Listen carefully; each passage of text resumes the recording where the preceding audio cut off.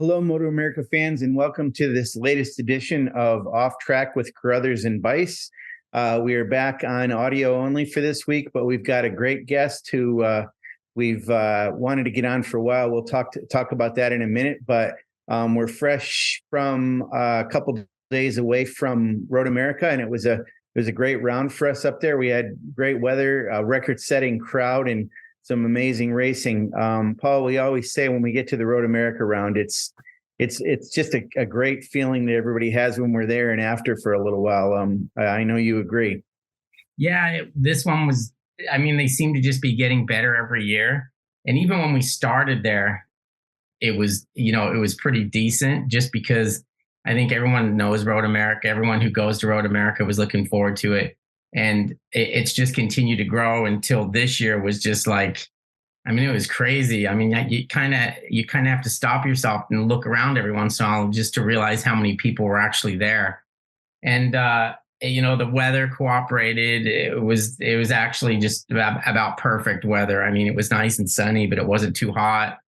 And the races went off without a hitch. We barely had any red flags, and no, it was a wonderful weekend.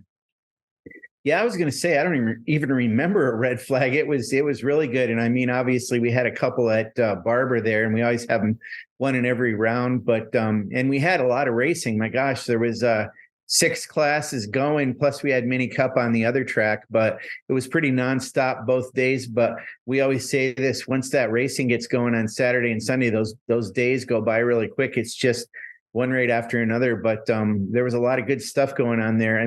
There were some things that we kind of expected, and it sort of did happen. It's a horsepower track, and for the Medallia Superbike riders, it showed that the BMWs and the Ducati really did what we thought they'd do, which was, high speed and good 188 9-mile-an-hour speeds. So that track really yields some amazing speeds on their straightaways. But it's such a cool track. Everybody that races it always enjoys being there too. So but it's good. And I still don't, we haven't got a clear picture of what's going to happen if, when Medallia Superbike at all.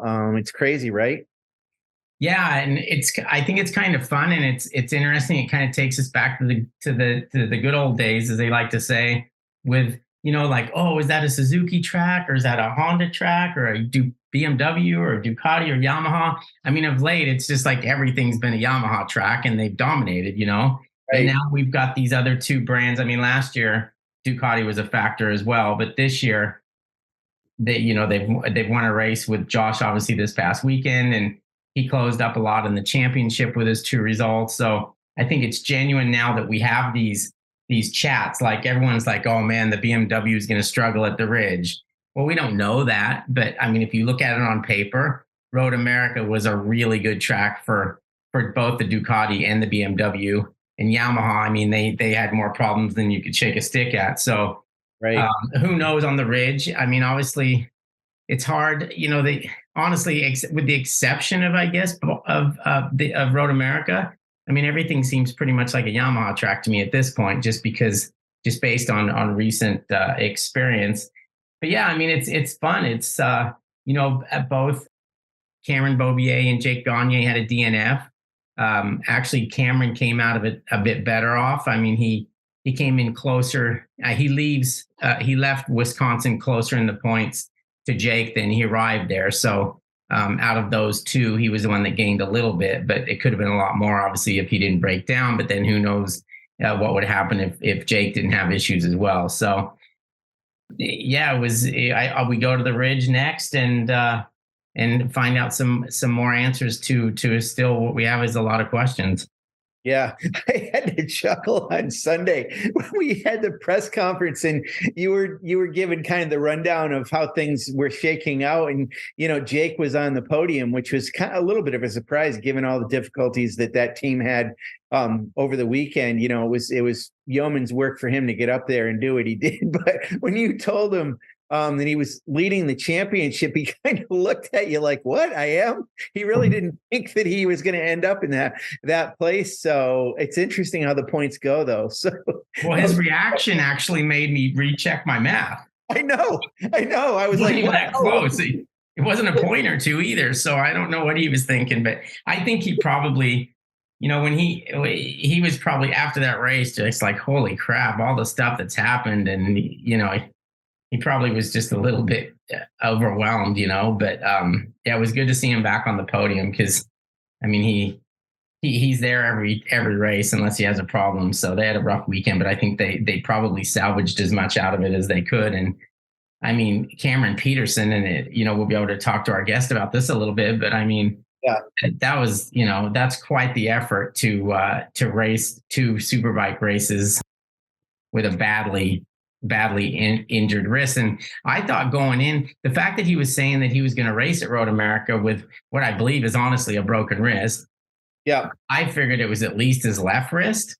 And when I found out it was his right wrist, I'm like, there's no way. But I mean, it just goes to show you that these guys are they're a different breed altogether. And he's a tough kid. And it's important for him to race and to get results so that he can continue doing what he does. So Yeah.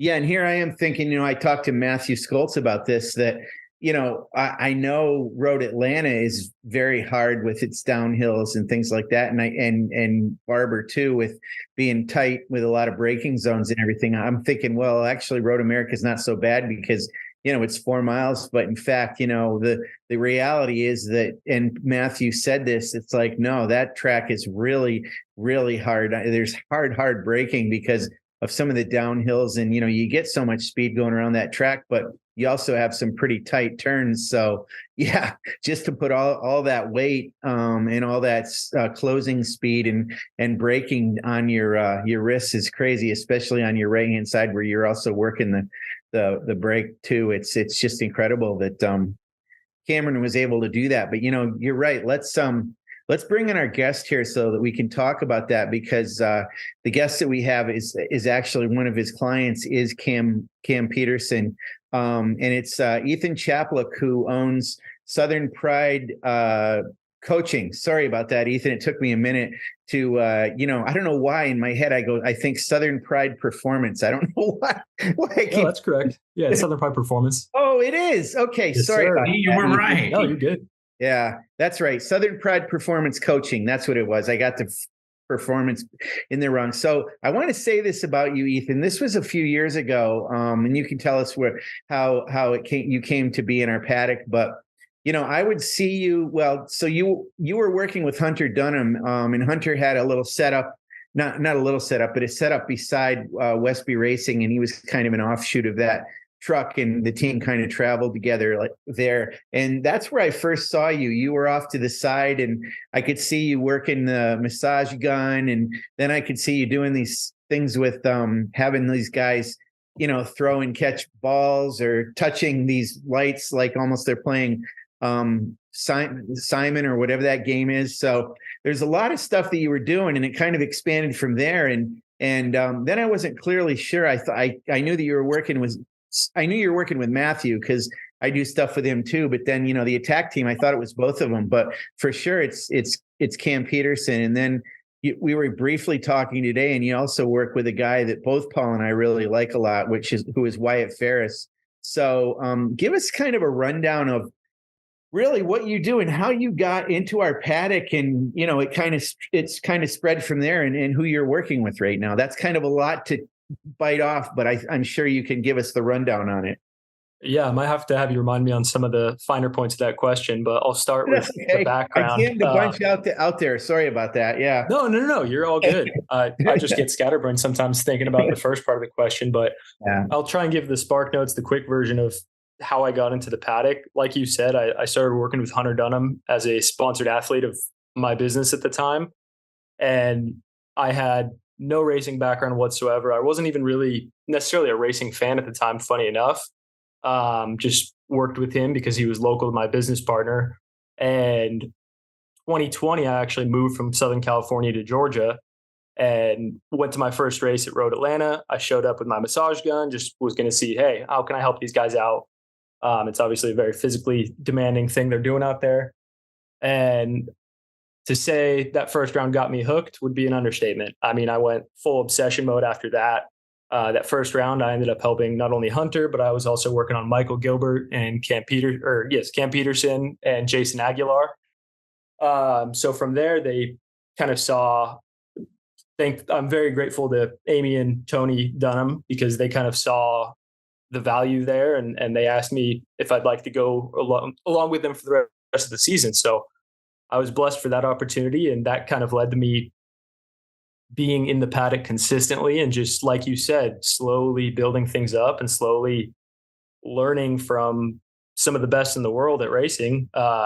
Fortunate to be around these guys, and fortunate that a lot of my closest friends now are guys like Cameron Peterson, Jake Gagne, Matthew Skoltz. So that really just kind of had that snowball effect of going from just doing the massage work to being a performance coach for these guys and helping handle not only the recovery aspect in the paddock, but also working with them on the mental side of things, making sure that we're progressing there, and decompressing is a big part of it, obviously. And then on the physical side, managing their workouts, making sure that we are properly periodizing, making sure that they're tapering down to make sure we are operating at 100% when race weekend comes around. And then, like you mentioned and touched on, getting them warmed up before the races and getting the brain up to speed. Obviously, that's a big part of racing. So that's the very shortened version of how I got into it. It feels like it was a roller coaster. And about 2 years ago, that first business went by the wayside, fell apart.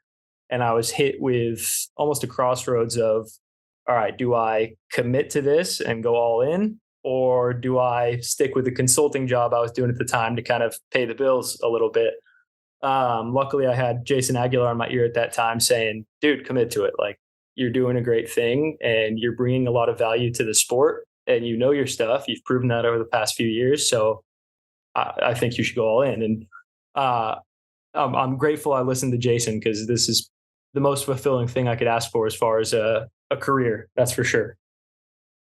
Wow. I'll tell you, Ethan, I didn't even know that you worked with or knew Jason. That's really cool. I mean, we obviously, think a lot of him and still think about him all the time. What a terrific kid he was, and an awesome racer as well. That's cool. Yeah, absolutely. I like to say that he passed away on my birthday. So I like to say that was his reminder to me to not play small, and to live up to my promises to him. So let's backtrack a second. So Hunter is from Georgia. You're from Georgia. How did you know Hunter outside of racing? I did not. So I was living in Southern California at the time when my business partner, who lived in Georgia, called, and she was just like, hey, there's this kid that comes into my, I think she was doing like cryotherapy and chiropractic assistant. There's a kid that comes in, he's a professional racer. I think it would be cool to sponsor him. So that's literally how I got to know him. Started working with him in 2019, just all virtually, because I was in California. And then when my fiance and I moved to Georgia, that's when we started working with him in person. And I went to that first race in 2020, that weird shifted schedule season we had. Right. Okay, so that explains that, because I knew you went to Cal State Fullerton, and I was like, okay, he's from Georgia, but you're not really from Georgia. You moved out there. So I get it now. You say your fiance, Paul's going to laugh about this, but because I always have to find this stuff out, Ethan, but did you get married, or are you going to get married? What's going on? Yeah, it's a work in progress. Weddings are expensive. So just trying to figure out how to scale the business up and get that ball rolling before we commit to a wedding. But when we have it, it's going to be a fun one. My groomsmen are guys like Cam P and Matthew and Wyatt and Michael Gilbert, Teague Hobbs, Ezra Bobier. So it's going to be a fun one. Yeah, and Teague Hobbs. I mean, it's cool for him this year. I mean, now that he's with, Vision Wheel M4 X-Star Suzuki, it's we've wanted good things for him for a while. And, I feel that way because he's from New Hampshire, where I lived for a while. So I really like him. I'm glad he's gotten this opportunity. And I mean, he's had a few little bumps along the way this year, but I mean, he's actually had some pretty good results so far. I guess before we get into talking about Cam and maybe Matthew, Teague is somebody, let's talk about him just a little bit because, it's the pressure is on all these guys, but I'm sure Teague's feeling the pressure now that he's on this big team that's got such a legacy. So what do you talk to him about with that whole thing?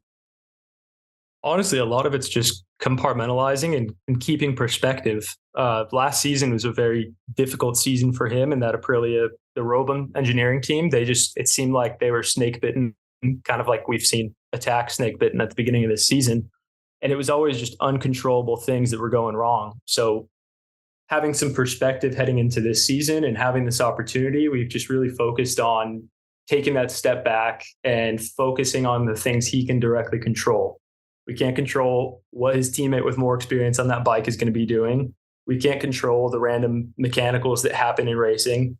There's so many things in racing that we cannot control. So it's important to be very disciplined and very diligent with redirecting to those things we can control and what we can focus on and how we can just be pushing the needle week by week by week to get better. And I think full credit to him, he's done a great job of compartmentalizing and separating himself from the pressure and from the expectations. And it seems like last season honestly helped because he's in a place where he's just having fun racing again.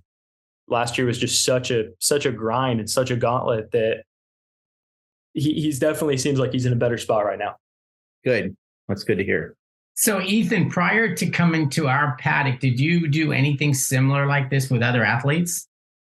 Yeah, I worked on just traditional sports. So I actually played hockey all the way up through college. I played for Cal State Fullerton, which was a fun experience. And I worked with a lot of hockey athletes, worked with football players, baseball players, basketball players, track athletes, and then just general population, weight loss clients and stuff like that.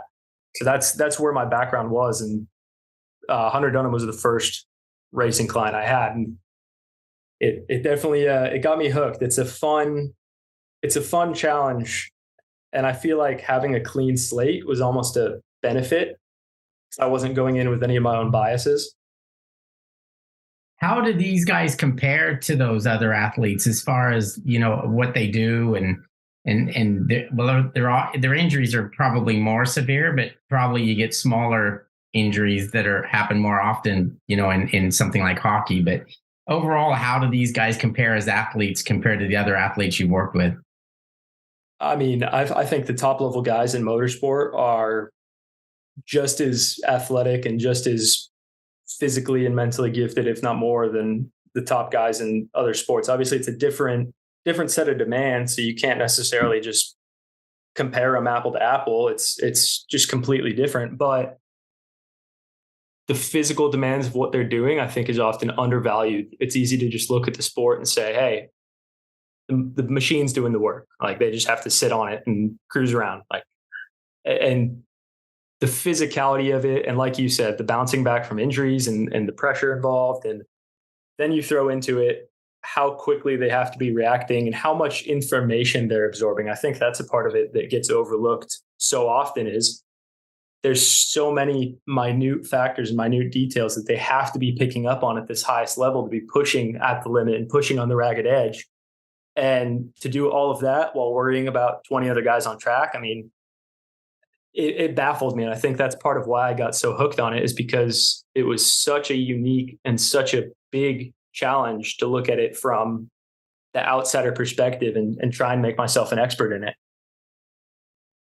Ethan, I'm sure this among our riders. It's one of these realities of our sport, unfortunately, that it's kind of a little bit not if you're going to get an injury, but it's kind of when. And injuries are fairly common in the sport, certain kinds, obviously. But when you ride a motorcycle that fast and fall down, things are going to happen. And let's talk about Matthew Skoltz a little bit, because he's had a couple pretty big injuries in his career. Some recently. I mean, he's had some things. I think I remember last year he had something going on with his shoulder and collarbone and all kinds of stuff. And I knew you got involved in it as well. And my thing with that guy, I call him a Power Ranger, because the guy is an absolute specimen of fitness, and he's even shared with me. I don't know if he's probably told you this, but has he ever told you the DNA story about himself? It sounds vaguely familiar. Well, he says that somehow, I don't know how he knows this or whatever, but I'm sure you've seen his dad. His dad hasn't been over in a little bit, but his dad looks like another version of him. I mean, yep. They look a little different. He's smaller, but he's also amazingly fit for a guy that's, I think in his mid 60s. But so Matthew supposedly has a DNA structure that enables him to heal quick. He's able to come back even quicker than some of the other riders. And I think all the riders come back quickly. I mean, for Cam Peterson to do what he did after getting injured that Monday after Barber, and then to come in and be able to race with that injured wrist is just incredible. It's a statement of not only fortitude, but being able to kind of hold back the obvious discomfort, if not just discomfort, then pain that they experience. And I've seen Matthew do that too. And, he's had things happen to him, but the guy's in unbelievable shape. And he's one that from what I understand, he's had a fitness program for a long time. And I know he does certain things with his nutrition. So when you started working with him, did you review what he was doing? And was there anything that you kind of did a little bit differently for him? Or did you say, yeah, you're doing the right things, and let's talk about kind of what's in your mind, how you approach races? How do you work with him? So he definitely had his own program going for a good while. And it was more so just a manner of, I don't want to come in and be like, hey, I'm, Mr. Know-It-All. I'm going to step on your program and make you change everything. It was, especially with Matthew, I wanted to get to know him and see where he's coming from and figure out what worked with him. And I feel like there's also a comfort aspect of this is what he's been doing. So it's more a matter of making small tweaks. And that's what we did. He was training a lot like a bodybuilder style type of training. And so we've just slowly, and there's stuff he was doing beforehand as well that really helped on the racing side. Like he's doing boxing and mixed martial arts and stuff like that, which I'm huge proponents of those for racers, minus maybe the impact side, aggravating injuries, but that's a conversation for another time. So we just made small tweaks to how he was training, and kind of had that gradual change to his program that kind of was a mix between what he was already doing and what I had my athletes doing. And to be fair, like I learned a lot from looking at his program. I don't want to just go into it and assume that I know what's best, because these guys have been doing it for a while and there's probably things that I missed, and there were things that I missed in my own programs that I had at the time. So honestly, I learned a lot from him, and vice versa. I like to think that he's learned a fair bit from me and kind of found that middle ground that really helped with some of the issues he was struggling with.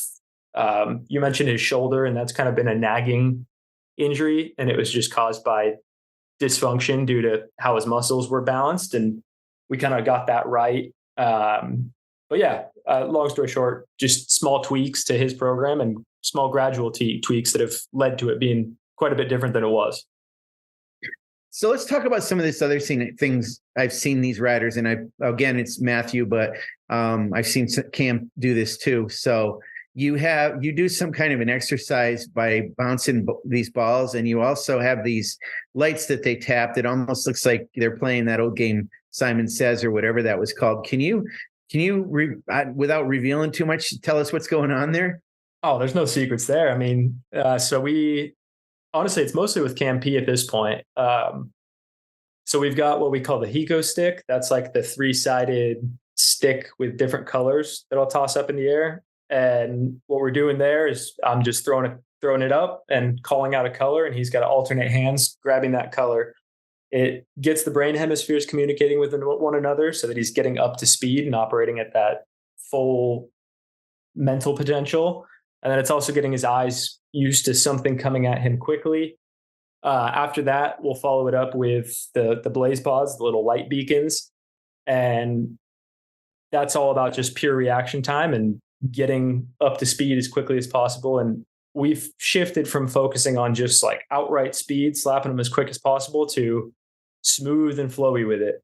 Because and it's funny, a lot of this came from the need to try and stay with Jake on those first laps. Like we had to just kind of look at it as, what can we do to somewhat close the gap and somewhat get that comfort level up on that opening lap? And I mean, I can't say that it's obviously worked because Jake still has the ability to pull out a ridiculous gap on that first lap, but it definitely seems to have led to a bit more comfort for the guys that do it, and it's just become a part of the routine now.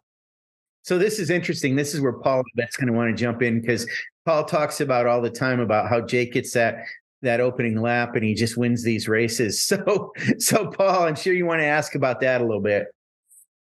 Well, I think, I don't know how much of it is actually physical and mental and all that. I think it's just because he has a good handle on.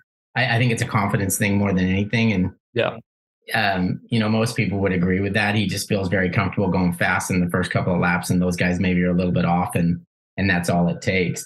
Well, back to what we're talking about. It's funny, Sean, because when I walk by there and see these guys, what they're doing, it kind of reminds me of being in a Chuck E. Cheese a little bit. Yeah. You know what I mean? They've got like whack-a-mole. They've got all these games going on. And I'm like, wow. But you can see where it would actually work, especially like, as a warm-up exercise, just to get your brain thinking straight before you jump on the bike and have to make other decisions. But one thing I wanted to know, like there's obviously the part of the visual part that we see a lot of is, and I think you should be paid like $1 million to rub down a sweaty Matthew Skulls, by the way, but we can talk about that for another time. But it is the actual massage part of it. Is that a warm-up thing, or is that a post-ride thing that kind of prevents soreness the following day? It's honestly a little column A, a little column B. It depends rider to rider as well. So Matthew's one that likes to get his forearms pumped up before he goes out, and then we'll work him down and get it loose, and then kind of repeat the process session to session. And after each session, he'll kind of tell me what's fatigued or what's hurting, and we'll make sure to work on that. And like you said, loosen it up for the next day and make sure we're minimizing that long-term fatigue factor. And then, like you guys touched on with the injuries, there's a lot of trying to take the strain off of each of those injury points as best we can with the tools we have available. So with Matthew last year, that was a great example. At Brainerd, he not only broke his wrist, but he also broke 2 ribs. And so that was just a means of like looking into, okay, what muscle groups can we work on that's not going to aggravate the wrist, but what's also going to take some burden off of it. So I'd say it's a combination of those 3: getting warm and then cooling down afterwards, and managing the ridiculous laundry list of injuries these guys sometimes have. So you said you went to Cal State Fullerton. Is there a degree that you got that encompasses all this, or do you have to go to separate schooling to be, I guess, a masseur? Or I just explain that a little bit. Like if I don't want somebody to come in and take your job, but if there was somebody that wanted to do something similar, how do they go about doing that? So I've got my bachelor's degree in kinesiology with an emphasis in strength and conditioning. Outside of that, I've got a minor in sports psychology. And then outside of that, I have a few certifications. I've got a certification in soft tissue work. I've got a certification in mental performance coaching. I've got my personal training certification. And then lastly, I've got my nutrition coaching certification. So there's a lot. Sorry about that. What was that? There's a lot to it. Yeah. I mean, I don't necessarily think you need every single piece of the puzzle there. That was just kind of gradual. I started with my personal training certification while I was getting my degree in kinesiology. And then over the past 8 years or whatever it's been, I've just kind of pieced more and more things together as I kind of look deeper down the rabbit hole and saw like, hey, I'd like to be able to do this for my athletes, or, I want to do this for my athletes. So I definitely wasn't trying to do all of that at once. It was a gradual build.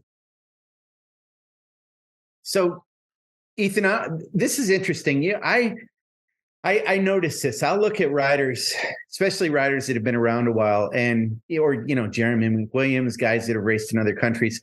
And if you spend enough time with them and they're wearing a T-shirt or something, you'll sit there and you'll look at them and you'll look at their forearms and see these vertical slashes on either one or both forearms on the top or the bottom. And it's that telltale sign that they've had that compartment syndrome surgery that Cam Peterson just had. And, you know, I remember in 2013, I think it might have been 12, but it was when Josh Herrin was going for the championship. And in between rounds, he did the same thing Cam Peterson did. It was bothering him so much that he got it taken care of. So I know a lot of riders who have done it. I've heard of riders doing it twice, but I'm pretty sure Matthew Skoltz has never done it. And I don't think he really believes in it. He even says, well, you know, it doesn't always work. And there are fewer riders these days, it seems like, that haven't done it than have. But I also think Josh Hayes has never had that surgery done. So with regard to Matthew and what you know about him and his feelings about having that surgery, he struggles with compartment syndrome. He definitely has issues with it, but with, you know, again, without really giving away too much if you don't want to, but kind of explain how you work with him and his philosophy on that whole thing. Because Cam, when he was working for you, made the decision to do it. Matthew, who is working with you, I think has never had it done. Is that correct? Yeah, that's correct. And I think part of that comes down to just a physiology difference. I don't think it impacts Matthew quite as bad as it was impacting Cam. I mean, for Cam, it was debilitating. And I think it was actually testing at Buttonwillow that made him say, screw it, I'm getting it done. And then we raced Daytona, I think 15 days after the operation. That was a fun one. Crazy. Yeah, I was counting the days because it was a stressful one for sure. I remember sprinting for a bag of ice during that red flag because he was just on the ragged edge of what he potentially could push through. But I don't know. Like you said, I don't know how these guys do it. They're absolute savages that make other athletes look soft. But yeah, with Matthew, it's just management at this point. Just based on what he's told me, I don't necessarily think it impacts him like it was impacting Cam and like it's impacted some of the other guys. So the massage gun's one of the things we'll try and do. Another thing that we'll try and do before each round before each day is get that first pump out of the way. That's something I've kind of learned from these guys is when they'll go train motocross, they'll go out and they always say like the first moto of the day, you get the worst arm pump. After that, it's not as bad. So we try and get that out of the way without wasting a practice session, without wasting Q2 on Saturdays, is just use tennis balls or use my forearm roller to get that pump out of the way. And then beyond that, we just try and manage it as best we can with our training, our nutrition, our hydration protocol, just all the above. So I got to bring up a couple situations here about some riders in the past, and I'll give you an example. I don't know if you saw this on social media. Was it the year before?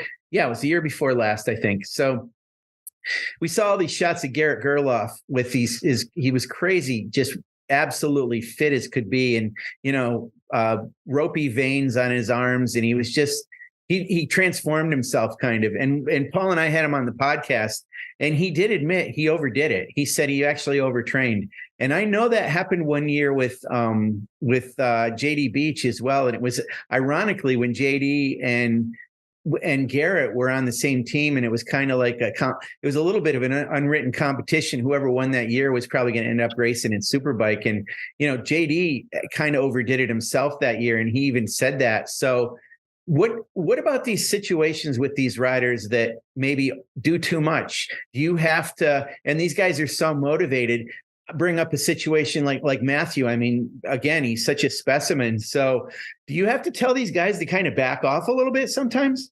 Oh, absolutely. I'm glad you brought that up because that's one of the main things I preach to every athlete I work with. Like you said, they will beat their head against the cement wall until they pass out. They just go, no stop, no quit. And full credit to them. Like it's great. And it helps have that motivation and have that commitment. But like you touched on, it leads to overtraining. And the thing that I try and get across, the point I try and get across is that it's absolutely impossible to operate at 100% of the time.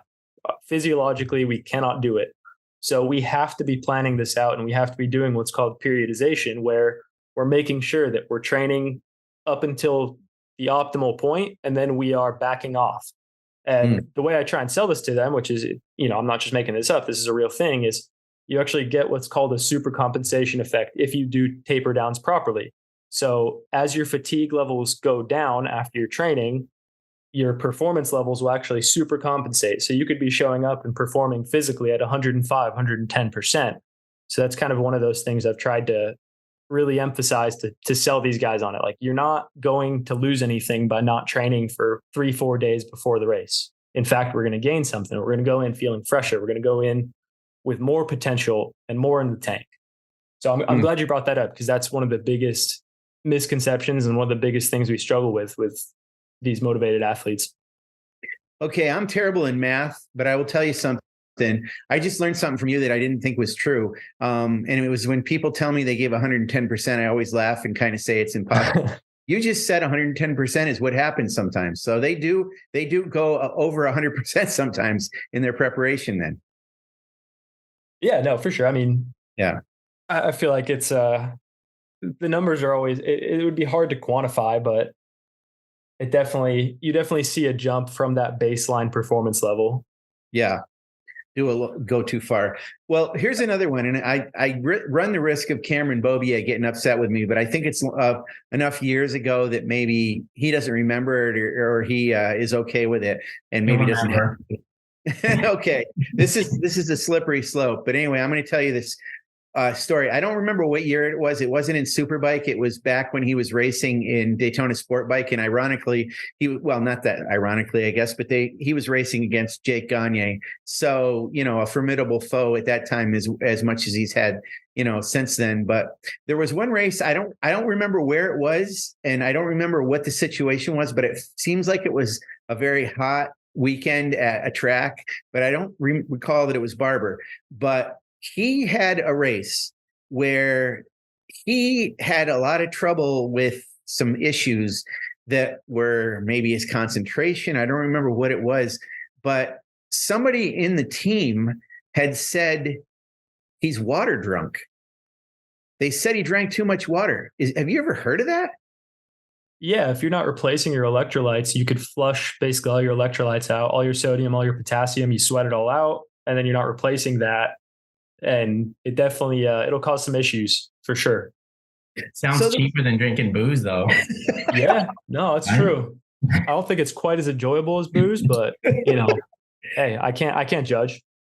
Okay, so this idea that you have to hydrate, you really do need. That's why I remember JD used to drink Pedialyte all the time. So he was drinking too much just straight water. He needed to have something to replace these electrolytes, because straight water doesn't do that. And he was basically diluting his electrolytic system. Is that what it was? I mean, it's crazy to think of it. Okay. That's more or less accurate. And it's important to say that you can go too far in either direction. You can go and flush out all your electrolytes, and then I hope Travis doesn't mind me saying this, but last year, Travis actually had basically electrolyte poisoning from overdoing the electrolytes and ended up with really bad vertigo and feeling really dizzy and really nauseous. I don't remember which round that was. Might have been Laguna or Ridge, but you can definitely overdo it in the opposite direction. So it is a balancing act. There's not necessarily a right or wrong answer exactly how much is good for everybody, but it's something you have to play with and something you have to tweak. Yeah, I mean, as I recall, that was just kind of the symptoms with Cameron all those years ago. Is it was something like he felt dizzy, or there was something that wasn't right about him. It was affecting just his ability to react on the track. He just didn't feel himself. So that's interesting that there's such a balance there that you have to deal with. Now I need to know a couple of things about you, just because I grew up in Northern New York, where I played a lot of pond hockey, but I did not play organized hockey. And when I went to play intramurals at the college I went to, it was a joke because everybody was so much better than me. But I will say this, Ethan, you're not a very big guy. I don't mean that in a bad way, but what were you, a defenseman? I mean, what did you play when you played hockey? No, I played centerman most of my college career. Wow. And then I played center and left wing most of my club career. So I just was, like you said, I'm 5'8" on good day and $140 50 when I was playing. So I was one of the smaller guys out there for sure. Just use my legs to my advantage, go as fast as possible, try and not get obliterated. So you grew up in Southern California, but you played hockey. So you obviously skated a lot. How did you do that? Just club hockey, honestly. And I did a lot of rollerblade or a lot of roller hockey at my house. I would pretty much play that every single day. And then I was at the rink 3 to 4 times a week between games and practices. Yeah. I mean, I had some friends, I grew up in New York, like I said, and I had friends from Long Island. They used to play a lot of roller hockey back down on Long Island. So among those hockey players too, but Paul, forgive me, but I got to ask him this. Ethan, did you have any Canadians on your team? We did. We had a couple of them, but most notably my buddy Brett Magnan, who actually went and played for Notre Dame's club hockey team. And it was the whole very typical a boot and long, drawn-out Canadian accent. So he fit the stereotype perfectly. I don't think we would have won many tournaments without our token Canadian on the team. Why the hell does a Canadian go to Southern California to play hockey? Yeah, I don't know about that one. It was questionable for sure. Especially we'd go up and show to tournaments up north and get stomped by Canadian teams. So there's a little bit of like, come on, what are you doing down here? This is what you could have been. Yeah, I mean, it was funny. We were about 20 miles over the border from Canada, so almost all of our team was Canadian guys, and it was funny to listen to them talk about like that with the accents that you say. Anyway, I just wanted to find that out. So this is Ethan Chapluk with Southern Pride Performance Coaching. He has a website, southernprideperformance.com. Take a look at it. There's some cool photos of some of the riders in our paddock, Cam Peterson and Teague Hobbs, and it's a cool website. It's got a lot of good information on it. I'm fascinated to find out. You had mentioned about Wyatt Ferris. We need to get him back in the paddock again, and we like him a lot. So I like that you're working with him and anxious to find out what might be going on. But do you go to every one of our rounds? Yep, sir. I haven't missed a round since I came to that first Road Atlanta round in 2020. Is there anything besides the absolute fitness of these athletes and that these guys are no joke when it comes to, their specimens? Is there anything besides that in MotoAmerica or in racing that you've seen that you're kind of in awe of or didn't realize or amazed about?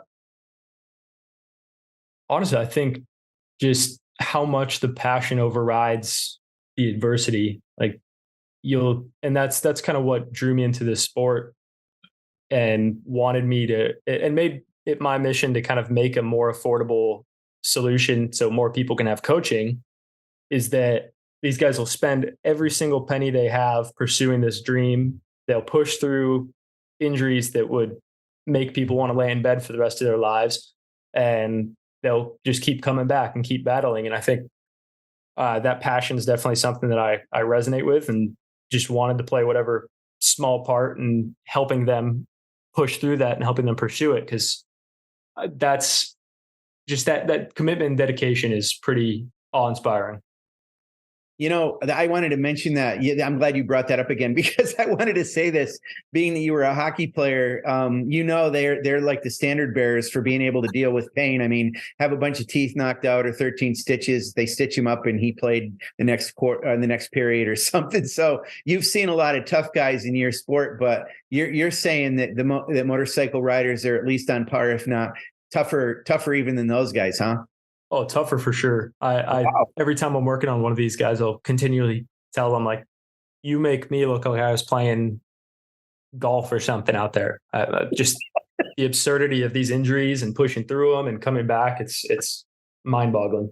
Yeah, it really is. Well, did we leave anything on the table, Ethan? Anything else you want to mention? I mean, I feel like we could go deep on a bunch of these, but I think we covered all the basics as far as what we wanted to discuss.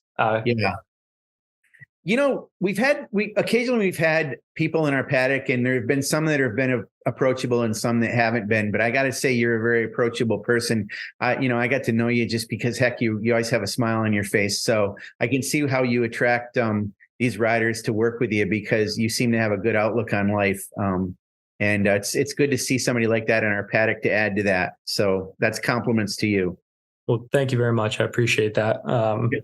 Our paddock makes it easy. A lot of the paddocks basically become a second family to me. Like, these guys are some of my best friends. Fortunate to be a part of the paddock in any way, shape, and form. That's for sure. Yeah, and we're glad to have you part of it. So I think we're going to wrap here. So Paul, any last words from you? No, I think it's obviously a bonus for you, looking at it from the outside in. At least you're working with a bunch of guys who are friendly with each other.